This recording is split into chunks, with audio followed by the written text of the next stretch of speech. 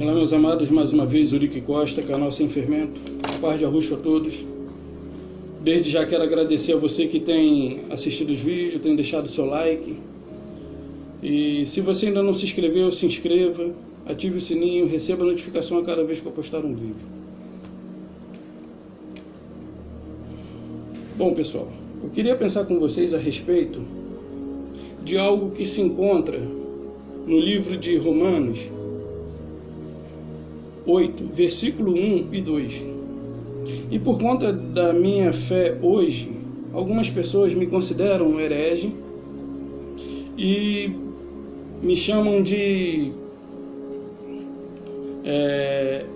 desviado, né, que é o título que eles utilizam, e outros dissidente, e outros anarquista e coisa do tipo mais. Só nome de ofensa, mas tudo bem. Por que eles fazem isso? Por causa daquilo que eu creio hoje. Hoje eu creio isso aqui e não abro mão do que eu creio. Romanos 8.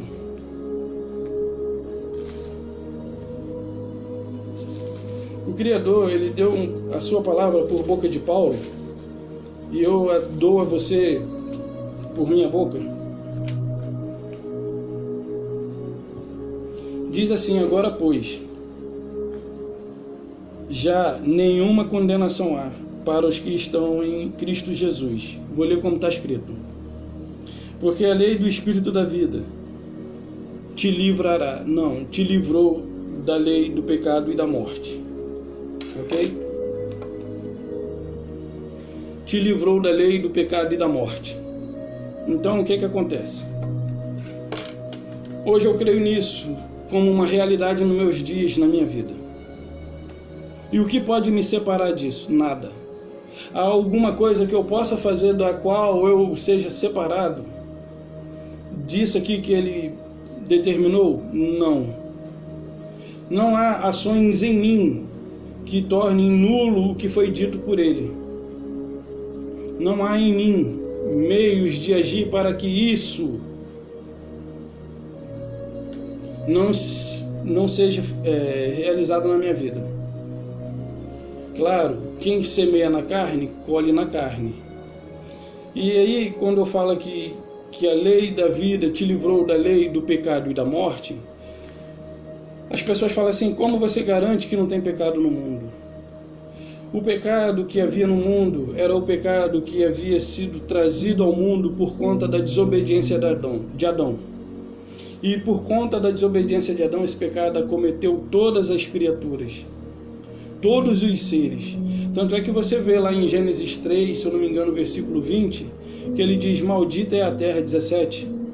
Maldita é a terra por tua causa, coisa do tipo, por ali, 17, 18, chegando 20. Então ele diz: maldita é a terra por tua causa. Então havia entre o homem e o Criador uma separação. E o que fazia essa separação? O pecado. Esse pecado que trazia condenação foi removido. Esse pecado que trazia condenação sobre o homem foi removido. Quando Yahushua se sacrificou no madeiro. Então, as pessoas ainda não entenderam que o Salvador, quando ele veio, ele cumpriu toda a lei, e após ter cumprido, ele aboliu. Ou seja, ele pôs um fim nela. Ok? Porque ele passou a ser a lei da vida. Ele é a lei do Espírito e da vida. Hoje eu e você não somos mais, quer dizer, nós nunca fomos. Hoje o Antigo Testamento ele se tornou rudimento. Ele caducou. O Antigo Testamento caducou. Claro que se você ler o Novo Testamento, você vai achar muita coisa aqui que veio lá de trás do Antigo Testamento. Ok? É porque o gato está aqui. E aí eu tô com medo dele derrubar o celular, mas tudo bem. Aí o que acontece? Muita coisa do Antigo Testamento você vai ver. Você pode tirar lições de lá. Você pode tirar lições até pregações. Mas desde que não seja para conduzir o povo para o lugar do qual vocês querem, para ali tirar proveito. Porque toda vez que você entra num templo religioso, eles vão apontar o dedo, ó, pecador, precisa se arrepender,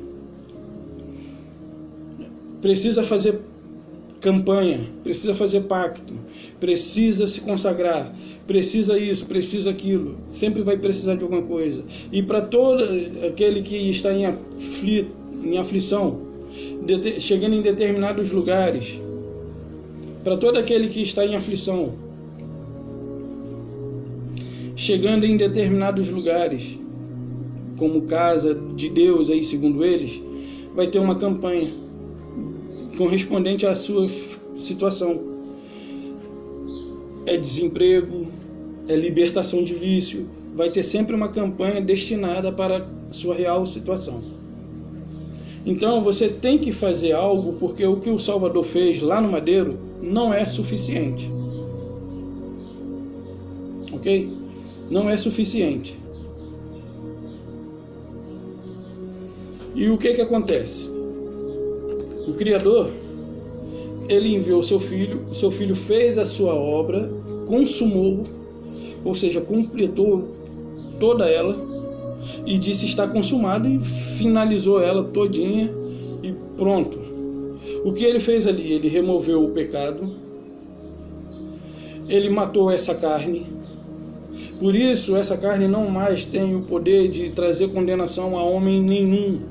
E por isso Paulo diz, a ninguém mais conhecemos segundo a carne.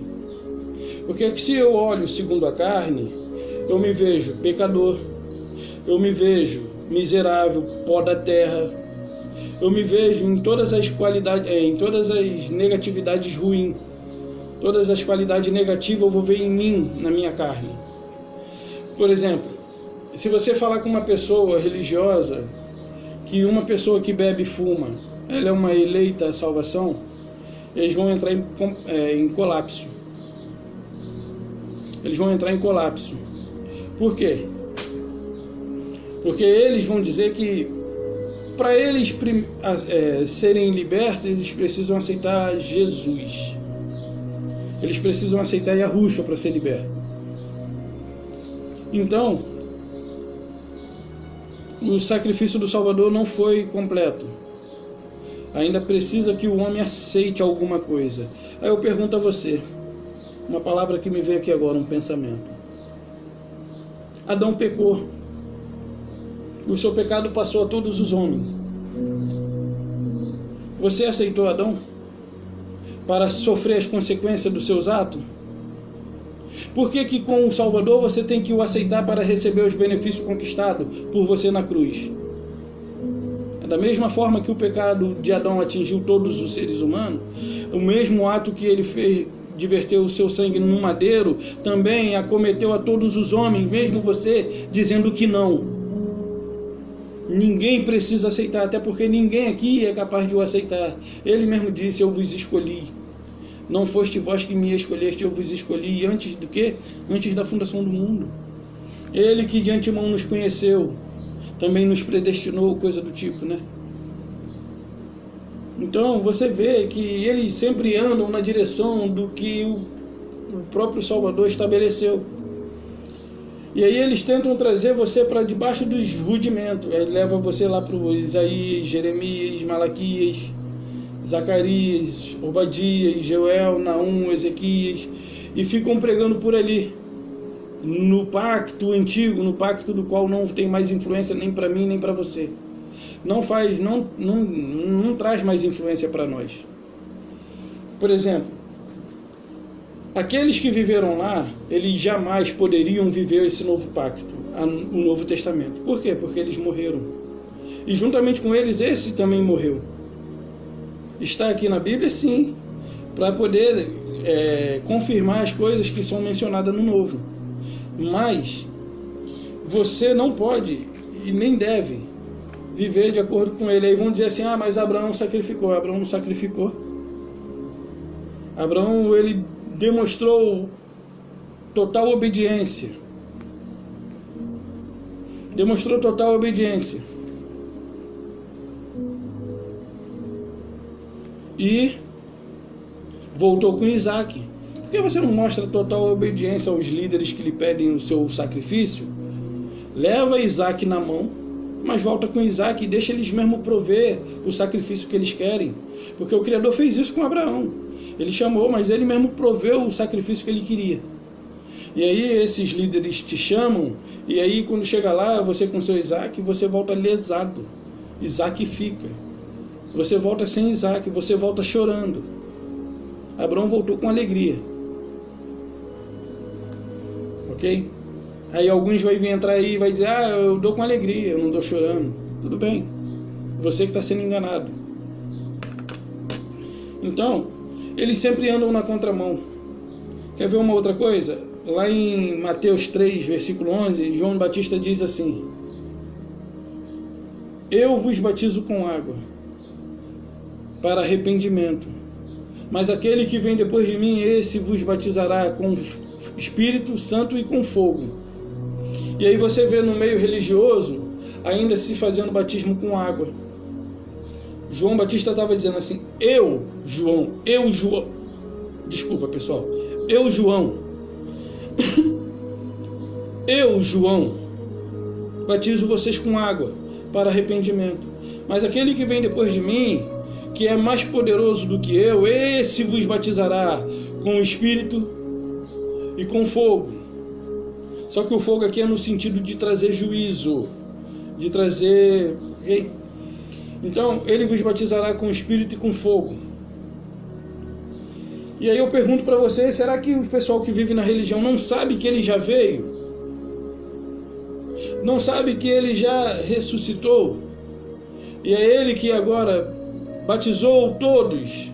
Todos já foram batizados neles. Todos já foram batizados nele.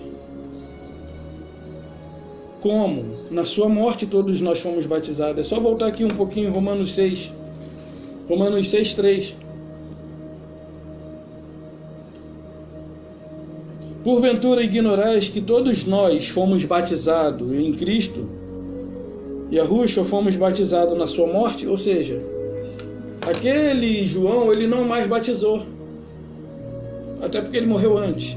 E aquele João, se tivesse vivo, ele não mais batizaria, porque aquele ali já havia batizado toda a humanidade, todos os seus eleitos, melhor dizendo.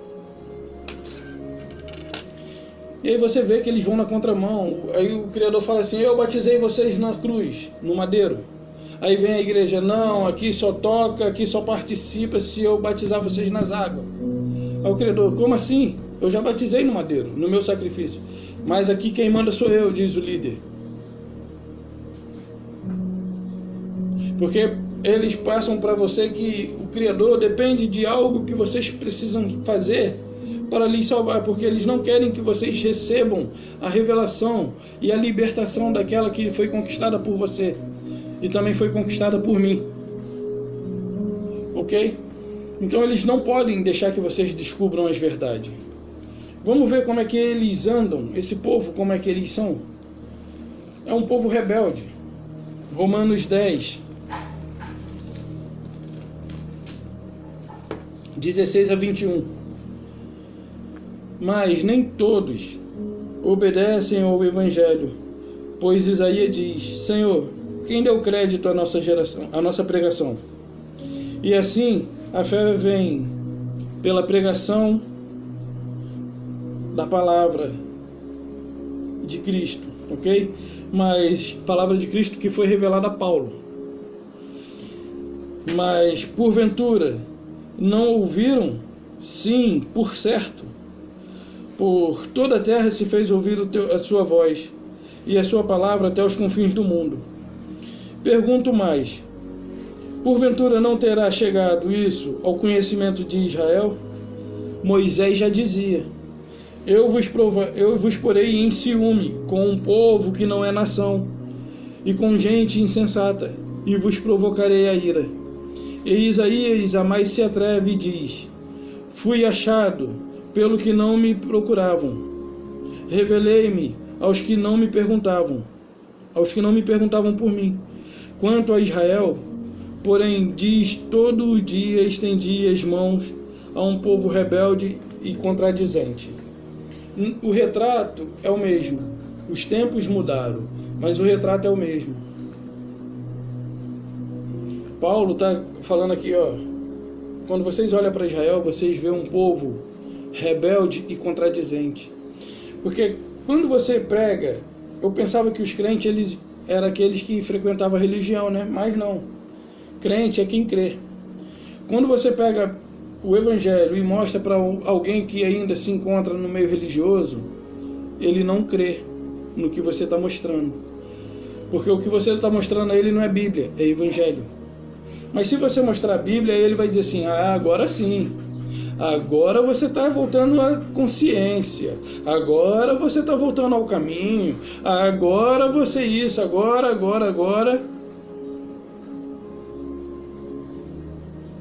É dois cegos indo para um buraco, né? Agora, assim, eu pensei que eles fossem. Só que quando o Criador fala que vai incitar ciúme ao povo de Israel com uma nação, com um povo que não é nação, e vos provocarei a ira, está acontecendo hoje de novo. Ele tem levantado um povo separado do meio do Israel, que eles se chamam de Israel, eles se chamam de Israel espiritual. O Criador tem levantado um povo fora desse Israel e tem causado ciúmes a eles, raiva, provocada a ira deles. E de vez em quando você vê alguém aí do sistema falando mal de alguém que saiu de lá. Ok? Porque a pessoa saiu lá enquanto ela estava debaixo da sua autoridade, a pessoa era abençoada. Depois que sai, eles agora oram para que o Criador quebre as pernas dela e ela volte. Ok? Então, o Criador está incitando a ira deles com um povo que não lhe procurava. Porque quando o Criador olha para eles, é um povo rebelde. Aí você vê, no meio religioso, você tem que subir monte, dar cambalhota, fazer consagração, jejuar, passar óleo, tomar ceia, dar dízimo e uma opção de outras ordenanças. E uma opção de outras ordenanças a ser observadas por conta da doutrina da congregação da qual você se encontra. E se você estiver em desacordo com aquilo, você está propenso a perder a sua salvação. Porque ali você está buscando a sua salvação. Quando isso já te foi dada gratuitamente e está garantida por aquele que deu. Só que eles não querem que você saiba que você está garantido na mão daquele que te chamou. E aí eles sobem monte, procuram daqui, procuram dali, procuram de lá, procuram de cá, e o Criador não se revela a eles. Mas o Criador tem se revelado a um povo pequeno, a um povo que não é nação, ou seja, a nação, né, aqui é a nação dos 318, né? E a nação, né? A nação. E o Criador tem levantado um povo fora da nação para incitar a ciúme, a ira deles.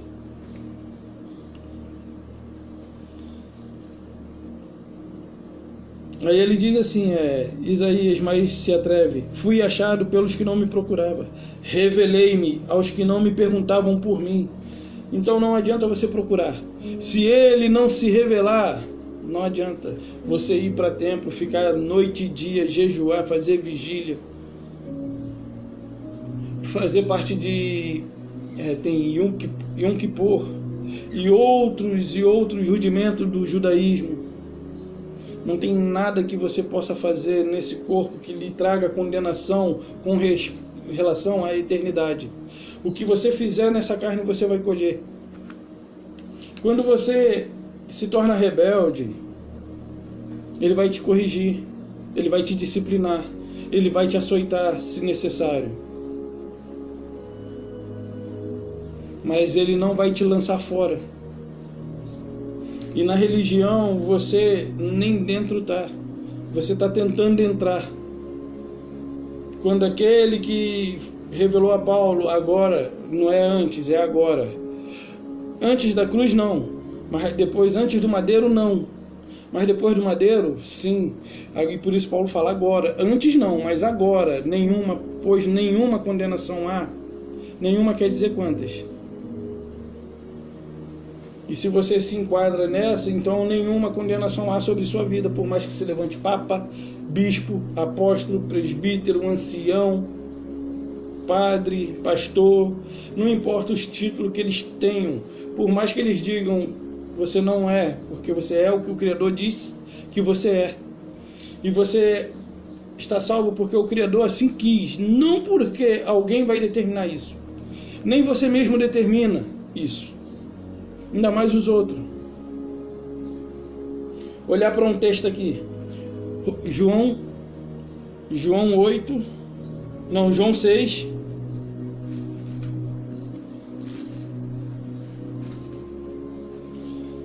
Versículo 37.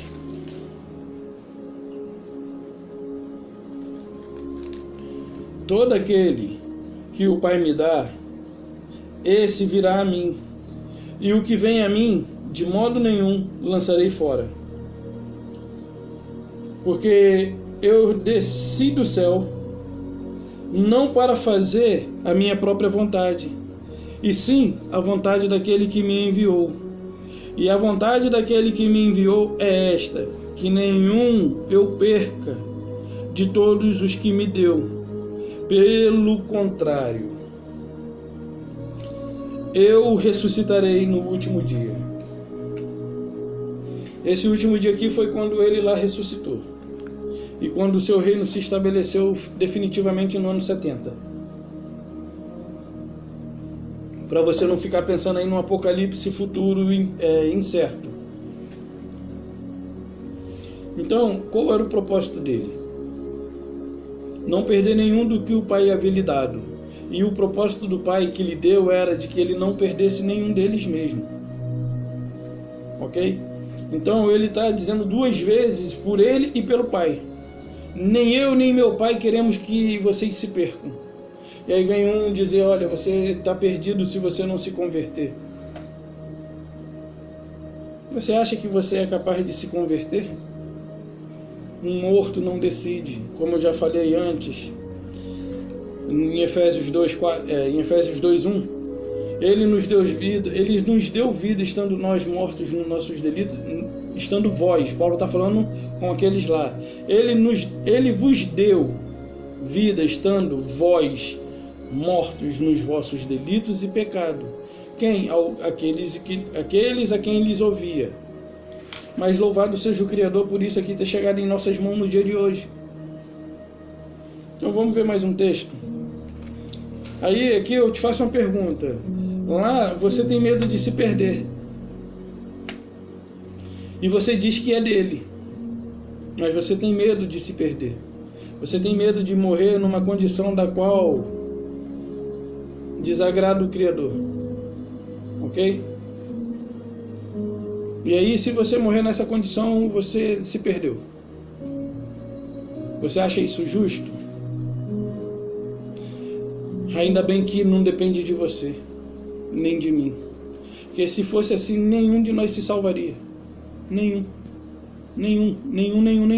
Assim como eles não foram suficientes para cumprir a lei, quem diríamos nós nos dias de hoje?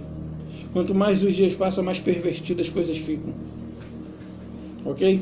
Então, ele fala assim, aqueles que o Pai me deu virão a mim, e os que vêm a mim de modo nenhum lançarei fora. Aí eu vou te perguntar, de quantos modos ele pode abrir mão de você? De quantos modos ele pode abrir mão de você? Porque você ouve aí dentro do sistema do qual você faz parte, que você precisa fazer uma opção de observações.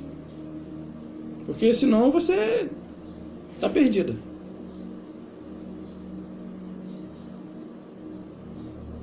De modo nenhum. Nenhum quer dizer o quê? Nenhum. Não existe modo de ele lhe lançar fora. Por isso tem aquele verso também aqui no livro histórico de João 17:8, se eu não me engano, que diz assim, aquilo que o Pai me deu é maior que tudo, e da minha mão ninguém arrebatará, e da mão do Pai ninguém pode arrebatar. Ou seja, nós estamos na mão deles. E da mão dele ninguém os arrebata. E não adianta vir um e dizer e você tá isso, você tem que fazer isso, você tem que fazer aquilo. Não mais. Não mais. Porque eles não contam para você que o Espírito da lei da vida, que o Espírito da lei da vida, porque agora nenhuma condenação há para aqueles que estão em Yahushua ungido. Porque a lei do Espírito da vida em Yahushua te livrou da lei do pecado e da morte. Porque antes as pessoas estavam debaixo da lei do pecado e da morte, que foi consequência da ação de Adão, e passou a todos os homens. E por que eu digo para você que essa carne não tem mais poder nenhum de nos trazer condenação? Porque ela foi despojada. Despojada quer dizer, é como se você arrancasse essa roupa e jogasse para longe de você. Ou seja, você ele destruiu a carne. Vamos ver, assim, aí quando você entra lá dentro, além de você ter o dedo na cara, como a Isabelle Benito, né, dedo na cara, ser acusado de pecador, e de ser acusado de ser obrigado a fazer uma opção de observações, a ser obrigado a observar uma opção de preceitos, para que você possa agradar o Criador, para que você possa, ok? De alguma maneira satisfazer o Criador para te garantir a salvação. Eles têm um propósito, uma campanha. Eles têm um projeto, fachada. Vamos fazer uma campanha aqui de... Eu preciso de 100 homens que dê aí R$10. Ou 100 homens que dê 1.000. É sempre nesses princípios. Então, assim, pegue o envelope, faça um propósito com o Criador. Sempre assim. E se você não for fiel no dízimo, e se sua vida, você estiver desempregado, você está desempregado porque você não é fiel, porque o Criador que você busca lá, ele só se move a partir do momento da sua fidelidade. Ok? Aí, eu estou aqui lembrando aqui da história do do filho pródigo. O filho pródigo, ele pediu ao pai a sua parte, a herança que lhe cabia, antes do pai morrer. E foi para terras distantes, e lá desperdiçou toda a sua herança com meretrizes e amizades. E passou necessidade naquelas terras. E aí veio a fome, ele se viu na obrigação de trabalhar, e ninguém queria lhe dar trabalho nem comida. Porém, alguém lá, levantado pelo Criador, permitiu que ele cuidasse dos porcos, e mesmo cuidando dos porcos, ele queria comer as comidas dos porcos, as alfarrobas dos porcos. E aí ele cai na realidade e diz assim: quantos trabalhadores na casa de meu pai têm que comer, e eu aqui passando fome? Já sei, vou me levantar, vou ter com meu pai e dizer que pequei contra ele e contra o céu, e já não sou digno de ser chamado seu filho. Mas o pai desse jovem, todo dia, alimentava a esperança do retorno do filho. Todo dia ele ia para a janela ver se o filho vinha. E num determinado dia, quando ele viu o filho ao longe, mesmo sujo, magro, cabeludo, barbudo, maltrapilho, quando ele viu e reconheceu o andar que talvez ele não tivesse reconhecido pela aparência, ele correu ao encontro e se lançou ao pescoço e o beijou. E o beijou, mas o beijou muito. E aqueles que são certinhos, quando o pai chega em casa com aquele filho que havia se rebelado, que havia ido para o mundo e vivido a sua vida dissolutamente a seu bel prazer, fora da presença do pai. E aí, quando os empregados viram: quem é esse? Esse é meu filho, matai o melhor boi, o cevado aí, matai o bezerro cevado. Bezerro cevado é aquele que não sobe monte e fica com a carne bem mais macia, porque ele não exercitou muitos músculos.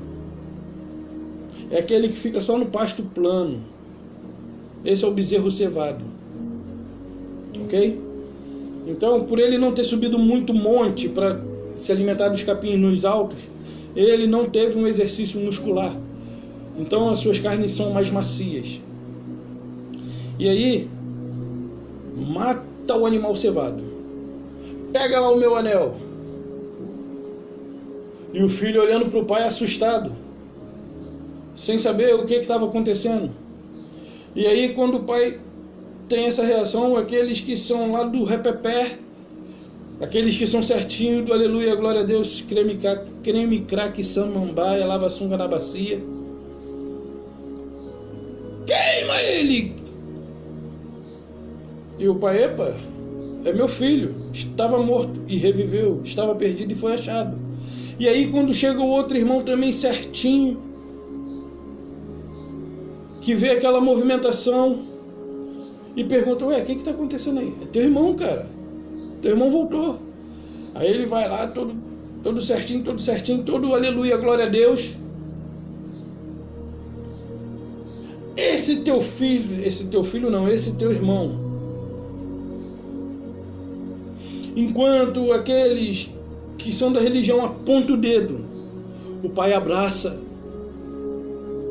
Se esse filho pródigo fosse filho de algum crente dos dias de hoje, eles não seriam recebidos de volta. Porque o crente só sabe apontar o dedo. Ele não vê como o pai vê. O pai fala, esse teu irmão estava morto, estava perdido e foi achado, estava morto e reviveu. Você deveria se alegrar e não se opor. E o pai ali estendeu, e quando o filho viu aquele anel, o filho pródigo, né, que ele viu matar o boi cevado, e o pai manda trazer o anel, e o filho pergunta, que é isso? Ele, é a minha graça. É a minha graça. Você é meu filho e a minha graça te basta. E o outro vem cheio de inveja. Ah, eu sempre fiz. Você nunca matou nada por mim. Tudo que é meu é teu. Você que nunca fez uso. Então, os cristãos, eles estão acostumados a apontar o dedo. Lembra daquele povo que levou a mulher adúltera? A intenção deles era apedrejar. E o Salvador até concordou com eles. Tudo bem. Isso não está aqui. Mas ele até concordou com ele. Tudo bem, mas na lei também está escrito que só pode apedrejar aquele que não tem pecado. E como eles não tinham ausência de pecado, então eles começaram a largar a pedra e não ficou ninguém, só ficou quem? Yahushua. E a mulher falou, agora eu estou perdida. O santo ficou. O puro, ele vai me apedrejar. Ele, mulher, eu não estou aqui para te condenar, mulher. Eu não estou aqui para te condenar. Vai e não repita de novo. Vai e não peques mais. É muito amor desse Criador maravilhoso. É muito amor para você viver debaixo do medo imposto pela religião. É muito amor. Então, o que acontece? Na religião você está debaixo do medo, do terror.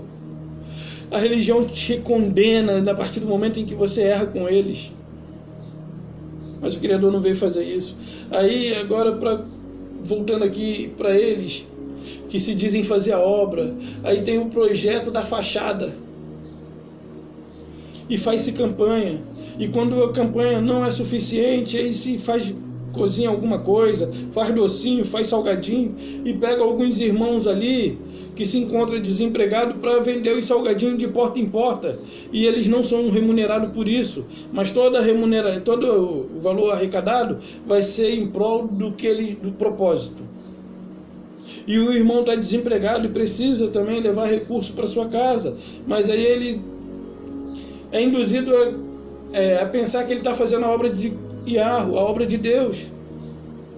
E aí ele faz com alegria. Ele faz com alegria, achando que está fazendo a obra do Criador. E aí você vê, eles vendem, e aqui, e aí arrecada o dinheiro, faz ali. Quando não é a fachada, é o terreno do lado para criar estacionamento. E quando não é o estacionamento, é um outro galpão, uma outra unidade que vai ser inaugurada. Mas vamos ver Hebreus 9.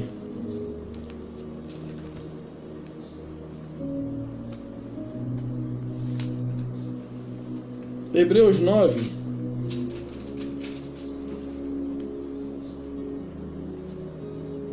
(24).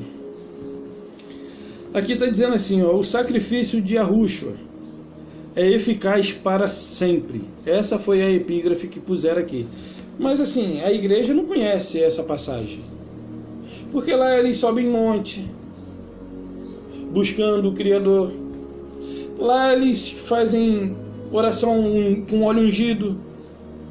Lá eles fazem jejum, dízimo, Santa Ceia,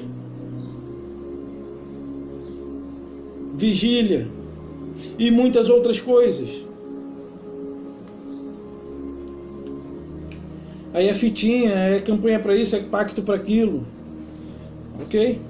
Aí diz assim: é necessário, portanto, que as figuras das coisas que se acham no céu purificassem com tais sacrifícios, mas as próprias coisas celestiais com os sacrifícios a eles superiores, ou seja, com sacrifício a eles superiores.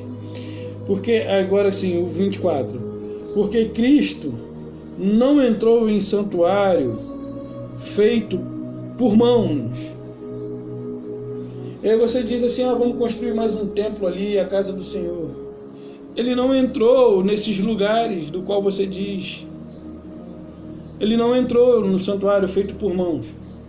Ele não está lá. Mas a religião não crê nessa palavra, porque aqui é heresia para eles. Aí o meu amigo falava assim, tu está fazendo heresia, está cometendo heresia. Eu falei, heresia? Na verdade eles fazem heresia que ele falou? Não, ele falou que eu não fazia exegese. Eu misturei exegese com heresia. Eu botei agora eu não lembro qual foi a palavra que eu consegui fazer, mas agora eu não estou lembrado. Heregese. Eles fazem heregese, porque eles não conseguem entender o que está escrito no Evangelho. O Evangelho que foi revelado a Paulo no terceiro céu. Ele diz assim, porque Cristo não entrou em santuário feito por mãos, figura do verdadeiro, porém no mesmo céu, para comparecer agora por nós diante de Arro, nem ainda para se oferecer a si mesmo, muitas vezes como sumo sacerdote. Cada ano, ao entrar o sacerdote no Santo dos Santos, com sangue alheio. Ora, neste caso, seria necessário que ele tivesse sofrido muitas vezes desde a fundação do mundo até agora. Desde a fundação do mundo. Agora, porém, ao se cumprir o fim dos tempos, se manifestou uma vez por todas para aniquilar pelo sacrifício de si mesmo o pecado.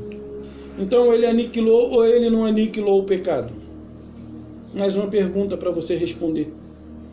Se você diz que é cristão, se você diz que é crente, que crê, você não tem como discordar de que ele não aniquilou o pecado. Porque aqui está bem escrito que ele, por meio de si mesmo, aniquilou o pecado de uma vez para sempre, pelo sacrifício de si mesmo. Está aniquilado ou não está? Se o pecado ainda reina na sua vida, é porque você está vivendo debaixo da lei. Porque onde não há lei, não há pecado. Essa carne aqui ele mortificou, e ela só não nos traz condenação porque nós não estamos debaixo da lei, mas debaixo da lei do Espírito da vida, que nos libertou da lei da morte e do pecado e da morte. Vamos ver mais um texto? Aqui acabou, pessoal. Então, acabou os textos. O que acontece? Aí você vê, né? Eles vendem, fazem diversas coisas em prol de, com o pensamento de estar fazendo para o Criador, buscando para si salvação. Ok? Então, o que acontece? Eles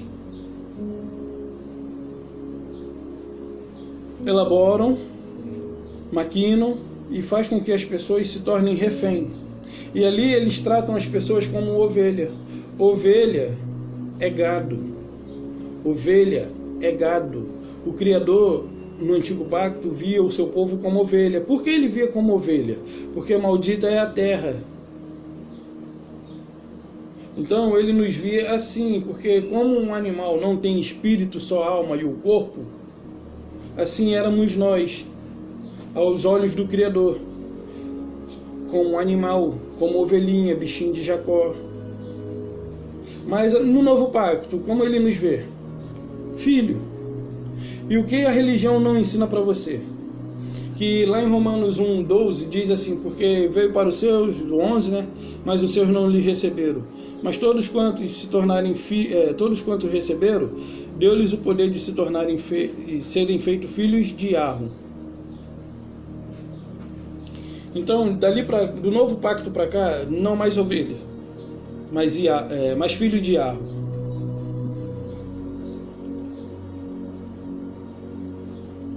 Não mais ovelha, mas filho. Ovelha é gado, filho é herdeiro. E os líderes não mostram para vocês que vocês são filhos. E quando mostra, mas levam vocês de volta para a lei. Porque lá na lei vocês têm que se submeter a todos os preceitos, ordenança, doutrina e liderança. Mas na qual nós nos encontramos hoje, no Novo Pacto, nós só temos uma liderança do Espírito. Por isso Paulo diz assim, você pode até falar assim comigo, então quer dizer que no Novo Pacto, se eu cometer pecado, eu não perco minha salvação? Não perde. Se você for um eleito, você não perde. Você vai ser disciplinado, açoitado se for necessário. Mas perder a sua salvação não, porque aqueles que é dele ninguém arrebata. Se você quiser andar ao seu bel prazer, é contigo mesmo. Mas você vai colher as consequências daquilo que você tem realizado. Então,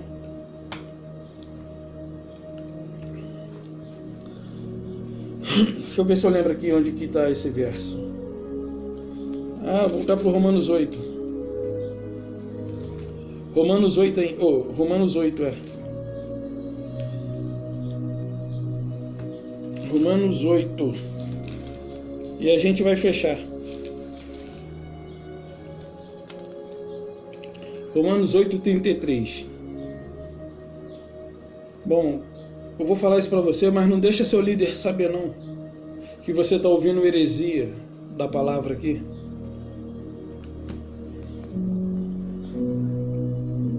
(33) Quem intentará acusação contra os eleitos? Eleitos, não está dizendo cristão. Contra os eleitos. Quem são? Só o Pai sabe, por isso não mais conhecemos segundo a carne.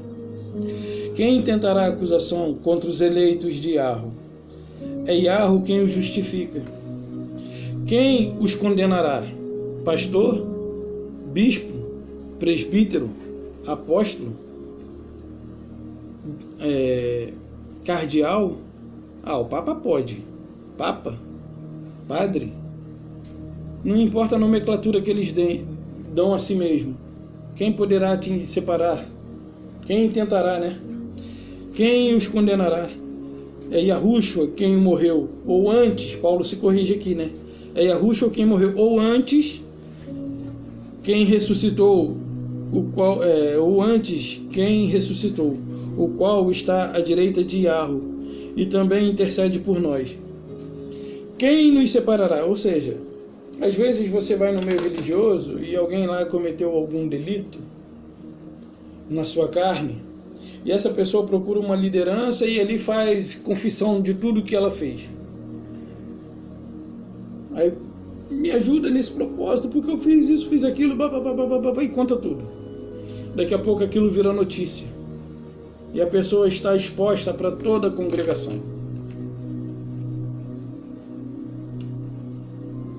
Aí ele diz assim: quem nos separará do amor de Yahushua? Será a tribulação?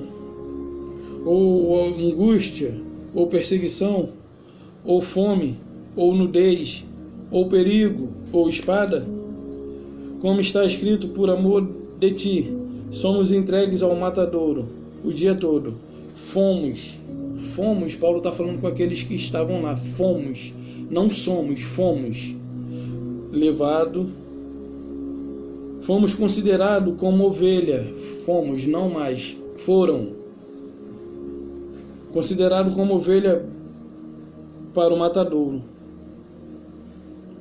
Em todas estas coisas, porém, somos mais que vencedores, por meio daquele que nos amou. Então, o amor dele é incondicional. E aí você vem e me diz assim, então o que eu preciso fazer? Andar em obediência. Precisa da religião? Porque você pode falar assim, ou até mesmo algum pastor pode ter falado assim, pensar assim, mas se eu pregar isso eles vão sair da igreja. Mas é para sair mesmo. Eles não precisam ficar aí dentro. Eles não precisam ficar aí dentro.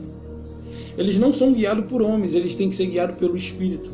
E aí Paulo ele dá aquela pequena frase, né? Todas as coisas me são lícitas, porém nem todas me convêm, porque ele anda na liberdade do Espírito. Nós não precisamos mais de que uma lei seja colocada diante dos nossos olhos para nós sabermos o que é certo e errado. Nós somos maduros. Só que tem um porém, né? Isso aqui é uma comida sólida, não é para criança. Para criança é leitinho, para cristão tem que ser leitinho. Isso aqui é um alimento sólido, que talvez vai gerar uma rejeição lá por conta dos cristãos. Hebreu diz lá, né, que é alimento sólido. Só que os cristãos, Paulo diz lá para aquele judeu, né, para os hebreus, olha, era para vocês ser mestre, mas ainda é necessário que alguém vos ensine. Porque isso aqui é leitinho. Eu tenho que vir com vocês dando leitinho. Eu poderia dar algo sólido, mas vocês têm necessidade de leite. Por quê? Porque não tem conhecimento do Evangelho pleno, que se encontra aqui nas cartas de Paulo. O Evangelho que foi manifestado no terceiro céu, que foi revelado ao terceiro céu para Paulo. E Paulo teve a responsabilidade de trazer. E hoje, quando você olha para o sistema, eles não pregam Paulo de maneira nenhuma. Eles não pregam. E eu sei que os meus vídeos, eles são alvo de chacota para uns. Primeiro, eu não sou pregador. Eu estou expondo aqui aquilo que eu entendo. Segundo, o meu intuito aqui é trazer os textos para que você tenha conhecimento e pesquise por si mesmo. Não é para você ficar com o que eu digo. Pegue os textos. Sempre lhe convido para abrir a sua Bíblia. Pegue o texto, examine você mesmo e tire suas conclusões e veja se é necessário você ainda fazer parte desse meio. Esse vídeo aqui já era para ter sido exibido no YouTube, porém, aos 30 minutos chegou uma pessoa aqui e me chamou, mas eu tive que refazer. Agora eu estou em 48 minutos. Mas, tudo bem, vamos dar uma olhada aqui em Romanos 6, para a gente entender de fato o que aconteceu com essa carne. Ele diz assim, sabendo isto, que foi crucificado com ele o nosso velho homem, ou seja, a carne, o nosso velho homem, para que o corpo do pecado seja destruído, não mais servimos o pecado, não mais o sirvamos, pecado como escravo. Então o que ele está dizendo aqui? Maravilhoso isso que ele disse, né? Mas você vai entender melhor agora quando a gente entra aqui no 7, olha só. 7, versículo 1, vou ler até o 4. Porventura ignorais, irmãos, pois falo aos que conhecem a lei, falo aos conhecedores da lei, ou seja, eu falo para vocês que conhecem a Bíblia, que a lei tem domínio sobre o homem toda a sua vida.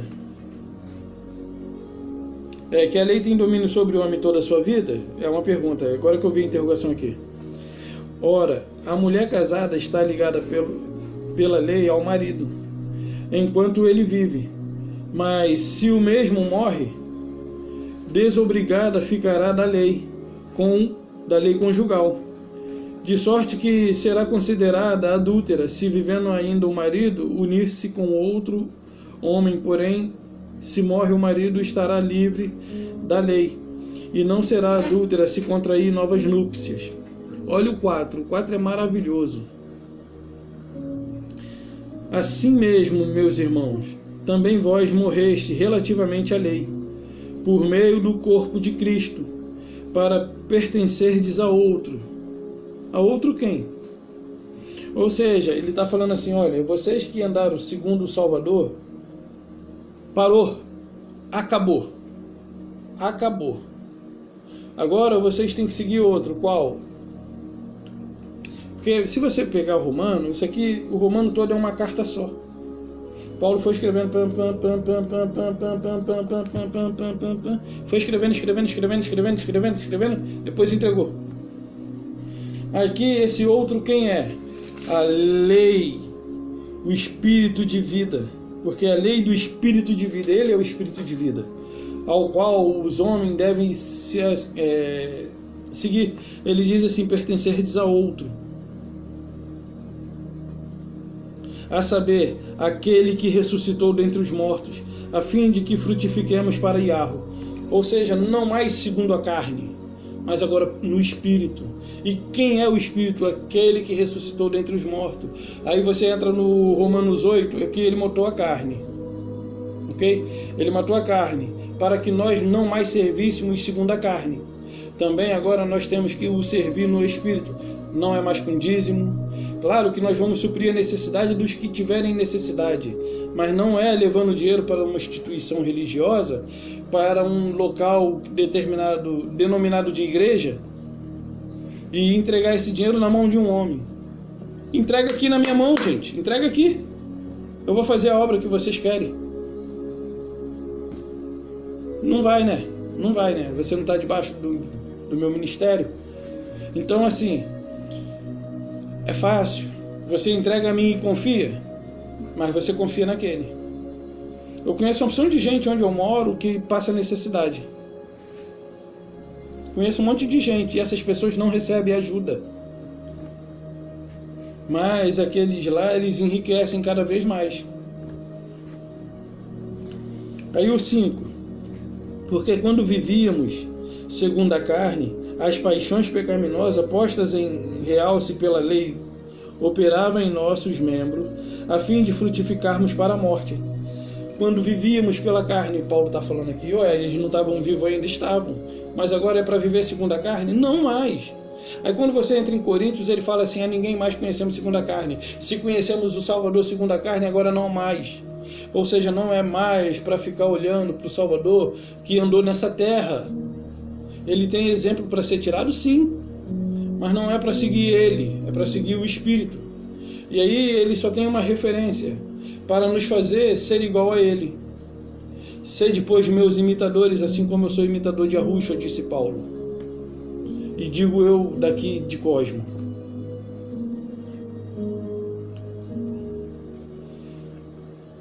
Então você vê que o sistema religioso ele vai todo contra o que ensina aqui a Escritura. Todo contra. Não tem assim... Claro, tem muitas coisas que pode tirar proveito. Por exemplo, quando alguém, mesmo que para o lado errado, se converte, mas ela deixou a arma do crime de lado, saiu da bebida, do vício, isso é bom, nesse aspecto é bom. Mas só nesse aspecto, porque no aspecto de libertação não. Porque ela saiu do que ela fazia de mal e passou a ser influenciada por quem é mal intencionado, que só tem interesse de tirar proveito. E só tira proveito por ela ser criança, por ela precisar de leitinho. Aí tira proveito. Vem tirar proveito de mim. Coloca a mão na minha cabeça aqui e manda qualquer demônio sair. Eu te desafio. Coloca aqui a mão na minha cabeça e fala, sai demônio. Vem. Não vai sair, né? Só acontece naqueles que não têm o conhecimento da palavra. Você reparou que esses demônios só afetam pobre, desempregado, Ele não se manifesta no baile funk, ele não se manifesta em outros lugares, só nos templos religiosos. E aí, eles sabem a técnica da hipnose, eles sabem como falar ao subconsciente das pessoas e através disso fazer com que a pessoa manifeste aquilo que de fato ela é no espírito. A maldade do espírito dela se revela. Não é que um demônio entrou, é o que um demônio está arrastando ela. Isso tudo é carne. Isso tudo é carne. Você vendo Gálatas 5, 16 a 19, você vai ver lá o que é obra da carne. Até a macumba, espiritismo, essas coisas todas. Aqueles essas coisas todas, 2. E essas coisas todas aí, Ogum, e não importa qual sejam os nomes, orixá, é tudo carne. São sensações que ele sente no seu próprio espírito. Ou seja, igual uma pessoa que usa drogas. Ela usa droga e ela fica ali alta. E essas pessoas, ela entra num estado de êxtase, espiritualmente falando. E elas acham, porque lá em Coríntios 10, se eu não me engano, 19 e 20, fala ali que os ídolos e as oferendas a ele não é nada. Paulo está falando ali, não importa quem você oferece, eles não são nada, são pau, pedra, tem boca, olhos, ouvidos e não ouvem, não falam e não veem, e tem mão e não apalpam. Não é o que diz Isaías? E Paulo diz, os ídolos não são nada e nem as oferendas a ele. Mas o que eles exercem? Exercem influência na vida daqueles que assim vivem. Aquele que crê que São Jorge pode fazer alguma coisa por ele, vive debaixo da influência da sua crença. Então essa influência gera no seu espírito alguma confiança. Mas não que São Jorge ou qualquer outro aí seja suficiente. Primeiro, tem boca, não fala, olho não vê, ouvido não ouve, mão não apalpa e não pode nem usar aquela lança. E nem o cavalo e o dragão ali são de verdade. Então o que acontece? O que acontece com esse povo? Que não consegue enxergar a verdade. Como eu disse, né, as obras da carne são conhecidas e são prostituição. Prostituição no sistema religioso é pombagira. É um espírito maligno. Aí vem as outras coisas, vício, lascívia, e olha, idolatria, que também é avareza. Vamos supor, o sistema religioso ele ensina as pessoas a idolatrar. Eles não ensinam as pessoas a adorar o Criador, mas eles ensinam elas a idolatrar, a ir contra o Salvador, o Criador. Porque a idolatria também é avareza, e a avareza é tudo aquilo que, por exemplo, quando você defende uma bandeira denominacional, quando você defende uma liderança, isso é avareza, isso é idolatria. Isso é idolatria, isso é avareza. Quando você toma partido, quando você não defende o Evangelho, você está defendendo ideias doutrinais, você não defende o Evangelho. Quando você defende uma doutrina, você está abrindo mão do Evangelho que pode te trazer luz, que pode te trazer a verdadeira libertação, que só lhe é dada por meio da verdade. E a verdade, ela é dada somente àqueles que querem. Enquanto você estiver defendendo doutrina, enquanto você estiver defendendo religião, você é avarento. Isso é idolatria. Lá em Êxodo ele fala assim, né, Êxodo 2, ou Êxodo 22, 20, versículo 2, ele diz, não terás outros deuses diante de mim.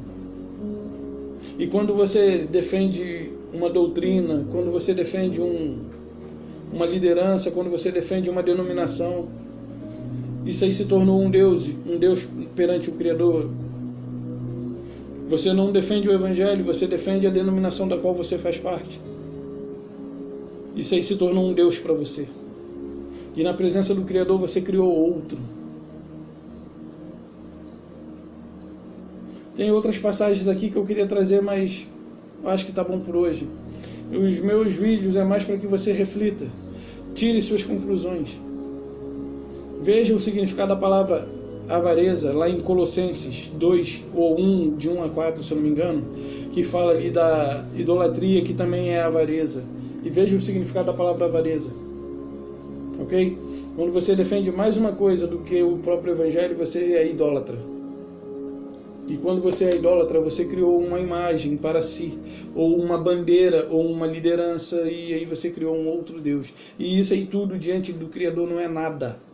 Não é nada. Paulo diz isso, 1 Coríntios 10, 19 a 21, se eu não me engano. Leia, pesquise, tire suas conclusões e não deixe se enganar mais. O filho pródigo, ele ia ser apedrejado se fosse recebido pelo irmão desempregado, mas ele foi recebido pelo pai. E a necessidade que ele passou lá onde ele se encontrava foi o próprio pai que enviou para fazer ele cair em si. Só que o povo, os trabalhadores e o filho não iam entender. Mas o pai viu primeiro e o pai se lançou ao pescoço, porque ele disse: tu é meu filho, porque tu é meu filho. E aí se houve aquela grande comemoração, você é filho dele. Sinta-se feliz, abraçado por esse Criador que te amou de uma forma incondicional. O amor dele por você é incondicional, não depende da sua condição. Não depende do que você fez ou vai fazer, mas única e exclusivamente pelo que ele fez. E se isso não for suficiente para você, saiba que você está decaído da graça. Se você ainda se vê na obrigação de fazer alguma coisa para que a sua salvação seja garantida, Cristo para nada aproveita. De Cristo para nada aproveita. E você da graça decaiu. O seu sacrifício no madeiro não serviu, não foi suficiente para você. Ok? Pense, reflita. E abra mão do que você pensa em fazer para se consagrar, para ser mais para ter mais o favor do Pai. Não depende de você, não depende de quem quer nem de quem corre, depende única e exclusivamente dele. Ok? A paz de Yahushua. Um beijo no coração de vocês e até a próxima, pessoal.